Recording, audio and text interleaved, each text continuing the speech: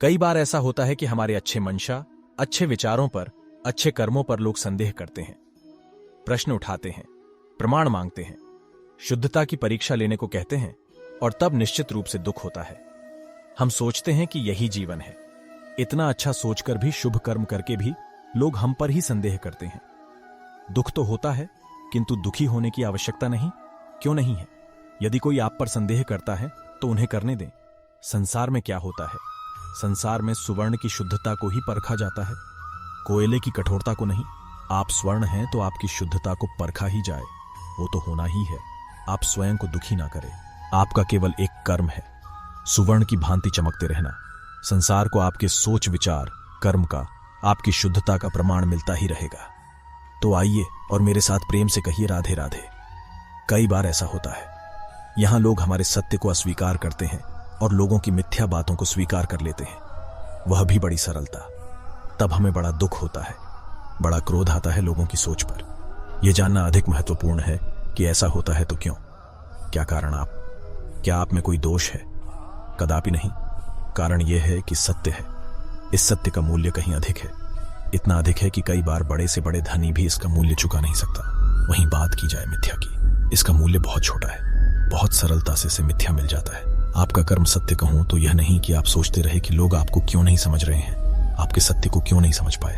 आप कर्म अपने सत्य के साथ खड़े रहना, सत्य के साथ चलते हैं, क्योंकि सत्य भी उन्हीं के पास आएगा जो सत्य को खोजना चाहते हैं। अन्यथा अधिकतर लोग मिथ्या में ही प्रसन्न हैं। आप कर्म करते जाइए, अपने सत्य के साथ आगे बढ़ते जाइए। सत्य अधिक समय तक छिपा नहीं रह सकता, संसार के समक्ष एक न एक दिन अवश्य आएगा, और तब भी लोगों पर है कि वह स्वीकार करना चाहते हैं या नहीं। आप कर्म करते जाइए और मेरे साथ प्रेम से कहें राधे राधे। संकट, समस्याएं, कठिनाइयां ये तो हर एक के जीवन में आते हैं। अधिकतर बार ऐसा होता है कि मनुष्य के जीवन में जब कोई संकट आता है तो वह वहीं भयभीत हो जाता है, चिंतित हो जाता है, निराश हो जाता है। किंतु मैं आपको सत्य बताऊं, हमारे व्यक्तित्व के विकास के लिए, हमें लक्ष्य तक पहुंचाने के लिए ये संकट, ये समस्याएं अत्यंत महत्वपूर्ण हैं। और इसका उदाहरण मैं नहीं, अपितु प्रकृति स्वयं देगी। हम स्वयं कभी धरती माता को देख लीजिए।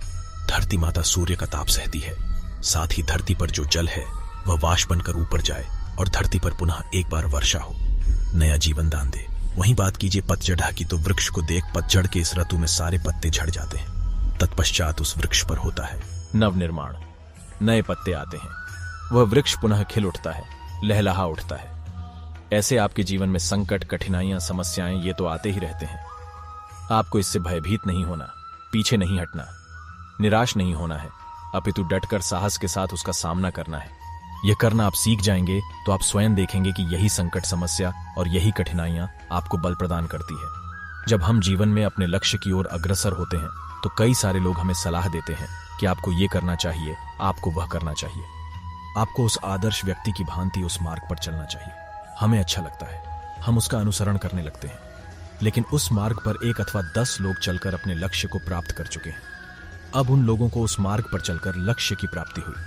क्या इसका अर्थ यह भी है कि हमें भी अवश्य होगी? बिल्कुल नहीं। मैं आपसे से एक सरल प्रश्न पूछता हूं, क्या वह आदर्श व्यक्ति आप हैं? नहीं, वह व्यक्ति कोई और है, जिसकी अपनी सोच है, अपनी विचारधारा है, अपने कर्म हैं, अपने अनुभव हैं, अपने गुण, अपने अवगुण हैं, उनकी अपनी एक यात्रा है, अपना लक्ष्य है।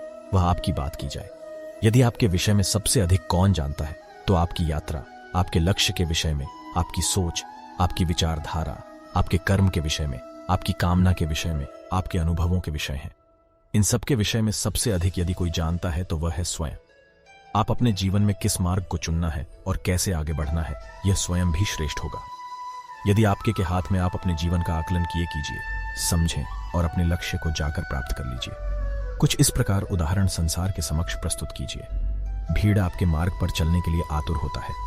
कभी बवंडर आता है, आंधी तूफान आता है, हम देखते हैं ये कितना बड़ा शोर करता है, कितना बड़ा नाद करता है, विध्वंस मचा देता है। जब बाढ़ आती है तब कितना शोर करते हैं, कितना बड़ा नाद करते हैं, किनारों को तोड़ देते हैं। वहीं किसी वृक्ष को नहीं, शान से खड़ा रहता है और अपना कर्म करता है, छाया देता है, फल देता है। कोई बड़ा फल नहीं, कोई शोर नहीं।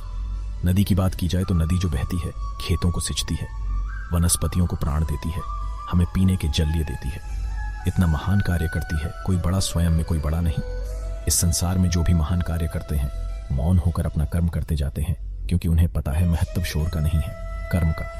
और जो रुद्र का साथ देते हैं, नाद करते हैं, वो केवल विध्वंस मचाते हैं।